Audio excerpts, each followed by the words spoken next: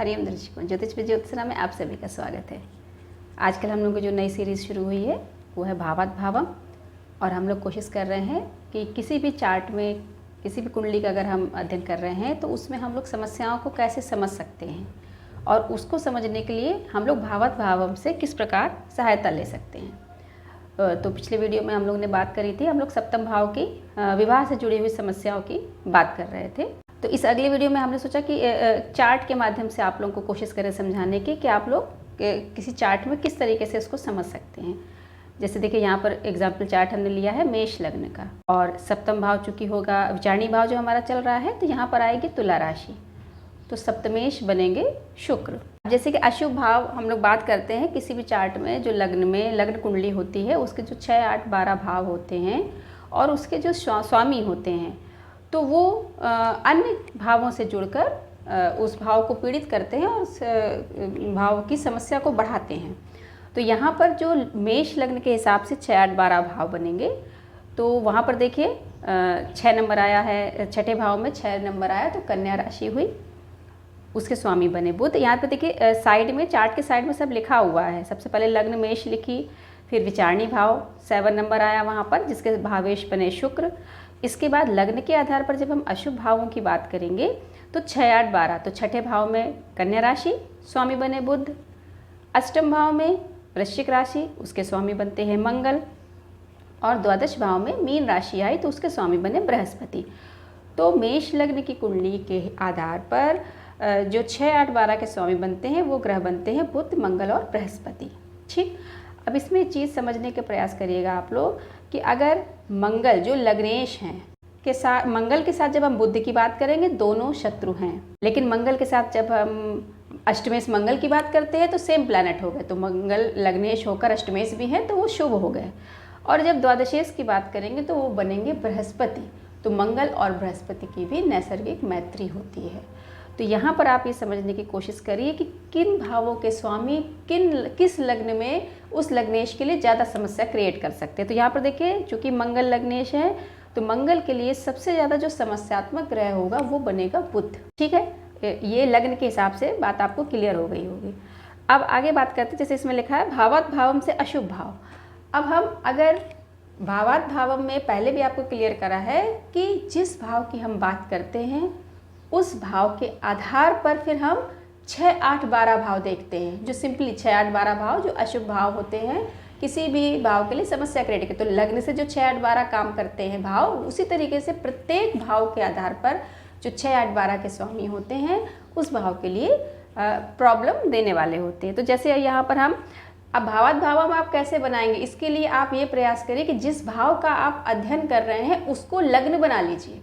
यहाँ पर तो देखिए हम डायरेक्ट बता देंगे, हमारी प्रैक्टिस में है, लेकिन आप लोग उसको पेज में लग्न बनाकर, जैसे कि तुला की बात हो रही सप्तम भाव की, तो आप तुला लग्न का चार्ट बना लीजिए। तुला लग्न का चार्ट बनाएंगे तो आप इजीली 6, 8, 12 भावों में पहुंच जाएंगे। यहाँ पर देखिए एरो लगा के हमने इंडिकेट किया हुआ है कि जब हम सप्तम भाव की बात करेंगे तो वहाँ से आप काउंट करिए तो छठा भाव जाएगा 12th नंबर पे। देखिए 7 से आप काउंट करिए सप्तम भाव से, तो पहला भाव यही हुआ सप्तम भाव, फिर दूसरे भाव में वृश्चिक राशि आई, तीसरे भाव में धनु राशि आई, चौथे भाव में आएगी मकर राशि, 5वें भाव में आएगी कुंभ राशि, और छठे भाव में आएगी मीन राशि। ऊपर 6 लिखा हुआ है। इसके बाद आगे बढ़िए, जो लग्न होगी वो यहाँ से 7वां हो जाएगा, और उसके बाद जो इस लग्न का दूसरा भाव है वो सप्तम से 8वां हो जाएगा। एरो लगा के 8 लिखा हुआ है। फिर आप आगे बढ़ेंगे तो डायरेक्ट सप्तम भाव से 12th में आ जाइए, तो मेष लग्न की कुंडली में जो छठा भाव होता है वो सप्तम से 12वां हो जाता है। ठीक है, एरो लगा के देखिए 12th भी लिखा हुआ है। तो पहले मेष लग्न के आधार पर हमको अशुभ प्लैनेट कौन से मिले थे, बुध, मंगल और बृहस्पति। अब आप सप्तम भाव के आधार पर जब 6, 8, 12 भाव के स्वामियों पर जाएंगे तो आपको सप्तम भाव से छठे स्थान पर मिलेगी मीन राशि, उसके स्वामी बनते हैं बृहस्पति। सप्तम भाव से 8वें भाव में आपको मिलेगी वृष राशि, जिसके स्वामी बनते हैं शुक्र। और सप्तम भाव से 12th स्थान पर, मतलब 12वें स्थान पे, जो इस लग्न कुंडली का छठा स्थान है, वहाँ पर आपको मिलेगी कन्या राशि, जिसके स्वामी बनते हैं बुध। ठीक, क्लियर होगी चीज़। अभी पहले भी आपको बताया था कि मेष लग्न से हम 6, 8, 12 देख रहे थे, तो मेष लग्न के लिए 6, 8, 12 में से छठे भाव के जो स्वामी बुध हैं वो ज़्यादा प्रॉब्लम देंगे बजाय मंगल और बृहस्पति के। मंगल तो लग्नेश ही होगा और बृहस्पति भी मंगल के नैसर्गिक मित्र होते हैं। ठीक इसी तरीके से अब हम सप्तम भाव के स्वामी को लेंगे। सप्तम भाव के स्वामी बने शुक्र, और जब हम शुक्र के अकॉर्डिंग अगर हम 6, 8, 12 की बात करेंगे तो सप्तम भाव से आप छठे में गए तो वहाँ स्वामी बने बृहस्पति। मीन राशि आ रही है। बृहस्पति और शुक्र की नैसर्गिक मैत्री नहीं होती है, निश्चित रूप से प्रॉब्लम क्रिएट करेंगे। फिर आप तुला राशि से जब 8वें भाव में गए वहाँ वृक राशि आएगी, सेम कंडीशन आ गई जैसे कि मंगल के अष्टम भाव से हो रही थी, लग्नेश की अष्टम भाव से दोनों ही मंगल हो रहे थे, तो यहाँ पर शुक्र ही प्लैनेट आ जाएंगे। अष्टम भाव में वृक राशि आई जो शुक्र की ही है। समस्या उत्पन्न करने का प्रश्न ही नहीं उठता क्योंकि लग्नेश यहाँ पर तुला राशि सप्तम भाव में स्वयं आ रही है। और इसके बाद आए हम सप्तम भाव से द्वादश भाव में इस कन्या राशि में आ गए और कन्या के स्वामी बनते हैं बुध। तो आप पता है शुक्र और बुध नैसर्गिक मित्र होते हैं। तो जब हम सप्तम भाव के आधार पर 6, 8, 12 की बात करेंगे तो शुक्र के लिए मेष लग्न की कुंडली में सप्तम भाव के स्वामी शुक्र के लिए छठे भाव के स्वामी बृहस्पति सबसे ज़्यादा प्रॉब्लम क्रिएट करने वाले होंगे बजाय 8वें और द्वादश भाव के स्वामी के हिसाब से। तो आप ये समझने का प्रयास करिए कि अगर मेष लग्न की कुंडली है और जो सप्तमेश शुक्र हैं वो शुक्र अगर चार्ट में किसी भी जगह के बैठे हो सकते हैं, शुक्र की प्लेसमेंट हो सकती है। तो अब ये जो शुक्र हैं ये अगर बृहस्पति के संपर्क में होंगे, ठीक है।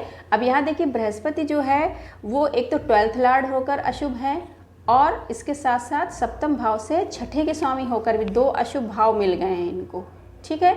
तो अगर बृहस्पति और शुक्र का कहीं से कॉम्बिनेशन बन रहा होगा मेष लग्न की कुंडली में तो निश्चित रूप से ऐसे जातक को अपने वैवाहिक जीवन में या विवाह होने में उसको देर होगी या विवाह होने में कई बाधाएं आएंगी। एक जगह कहीं बात चलेगी फिर टूट जाएगी, फिर दूसरी जगह बात चलेगी। तो इस तरीके से आप ये समझने का प्रयास कर सकते हैं कि किसी भी चार्ट में कोई भी प्लैनेट किस तरह समस्या उत्पन्न कर सकता है। हर भाव के आधार पर ये जो भावात भावों की चीज़ हमने आप लोगों को बताई है ये बहुत ज़रूरी है समझना। अगर आप लोग इसको एक बार समझ लेंगे तो आप लोग चार्ट देखते ही समस्याएं समझने लगेंगे, पकड़ने लगेंगे। कौन सा प्लैनेट ज़्यादा समस्या प्रॉब्लम क्रिएट कर रहा है उस आधार पर आप उपाय भी बताने लगेंगे लोगों को कि इससे बचने के लिए आप कौन सा उपाय कर सकते हैं। अभी जैसे हम लोग ने बृहस्पति को समझा कि बृहस्पति और शुक्र मित्र नहीं है और लग्न के हिसाब से वो 12th लॉर्ड हैं बृहस्पति, साथ में सप्तम भाव के हिसाब से वो छठे के स्वामी बन रहे हैं। ठीक इसी तरह बुध को भी समझिए। यद्यपि बुध और शुक्र नैसर्गिक मित्र हैं लेकिन मेष लग्न की कुंडली में बुध को छठे भाव का स्वामित्व मिला है और सप्तम भाव से 12वें भाव का स्वामित्व मिला है। तो बुध में भी अशुभता है निश्चित रूप से, लेकिन बजाय बृहस्पति के बुध उतनी दिक्कत नहीं क्रिएट करेंगे। लेकिन इसके बाद भी अगर बुध और शुक्र की भी युति होगी, मेष लग्न की कुंडली में अगर बुध शुक्र की युति हो जाए तो वो बृहस्पति और शुक्र की युति के बजाय कम समस्या क्रिएट करने वाली होगी। लेकिन फिर भी थोड़ी बहुत समस्याएं वहाँ भी मिलेंगी कि अगर मेष लग्न की कुंडली में बुध और शुक्र एक साथ बैठे होंगे। अभी काल पुरुष की मेष लग्न की कुंडली में जो बात आप लोगों को हमने समझाई उसे एक चार्ट के माध्यम से समझने का प्रयास करिए। देखिए कर्क लग्न की कुंडली है, ये डिटेल देखिए साइड में दिया हुआ है। अगर हो सकता है कोई प्लैनेट या कोई चीज़ आपको इसमें चार्ट में नहीं समझ में आ रही तो आप खुद भी डेट ऑफ बर्थ के आधार पर कुंडली बनाकर उसकी स्टडी कर सकते हैं। देखिए कर्क लग्न की कुंडली है, ये सप्तम में आई मकर राशि, तो हमारे सप्तमेश 7th लॉर्ड जो हुए वो बने शनि, ठीक है। पहले जो चार्ट दिया था उसमें बहुत अच्छे से क्लियर कर चुके हैं कि सप्तम भाव के लिए कौन कौन से जो भाव होते हैं वो पीड़ा पहुंचाने वाले बन सकते हैं, ठीक है। सप्तमेश शनि देखिए यहाँ पर 11th हाउस में बैठे हुए हैं, वृक राशि में है, शुक्र की राशि है, शुक्र और शनि की नैसर्गिक मित्रता है, ठीक है। इसके बाद फिर हम बात करेंगे लग्न कुंडली के 6, 8, 12 भावों की। तो कर्क लग्न की कुंडली है तो देखिए यहाँ पर छठे भाव में जो 6th है लिखा हुआ है, यहाँ पर जो छठा भाव है तो वहाँ पर नंबर आया है 9, राशि पड़ी है धनु राशि, ठीक है। तो वो बने बृहस्पति। फिर 8वें भाव को देख लीजिए, कुंभ राशि बनी हुई है तो उसके स्वामी स्वयं शनि बन गए, ठीक।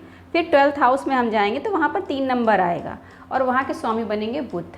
ठीक। तो सप्तम भाव के लिए आप समझ लीजिए कि शनि के लिए अगर हम बृहस्पति की बात करेंगे जो छठे के लॉर्ड हैं, तो बृहस्पति और शनि की समता बताई गई है, ना शत्रुता मित्रता कोई खास उसमें फ़र्क नहीं पड़ता है। अष्टम भाव को देखेंगे तो मकर राशि सप्तम में भी है, कुंभ राशि 8वें भाव में है, तो दोनों के ही स्वामी शनि बनते हैं, दिक्कत की कोई बात नहीं है। 12th हाउस में हम जाएंगे तो वहाँ बुध की राशि आई, मिथुन राशि, और बुध और शनि की मित्रता है, तो यहाँ भी दिक्कत की कोई बात नहीं हुई। शनि की दिक्कत होगी बृहस्पति के साथ युद्ध होने से, ठीक है। चार्ट में आप देख लीजिए कि बृहस्पति छठे भाव में ही बैठे हुए हैं और यहाँ से शनि का और बृहस्पति का कोई संबंध नहीं बन रहा है, ठीक है ना, दृष्टि भी नहीं पड़ रही है यहाँ से, क्योंकि बृहस्पति से छठे भाव में शनि बैठे हुए हैं। क्लियर। अब हमें बात करनी है सप्तम भाव की। तो अब हम सप्तम भाव से भावार्थ भावम के आधार पर देखेंगे कि 6-12 भाव कहाँ पर बन रहे हैं और वहाँ पर कौन सी राशियाँ आ रही हैं। तो फिर देखिए यहाँ पर सर्किल करके बताया हुआ है कि अगर आप सप्तम से छठे भाव में जाएंगे तो आप द्वादश भाव में पहुँचेंगे, वहाँ मिथुन राशि है, बुध की राशि आई, शनि की बुध से नैसर्गिक मैत्री है।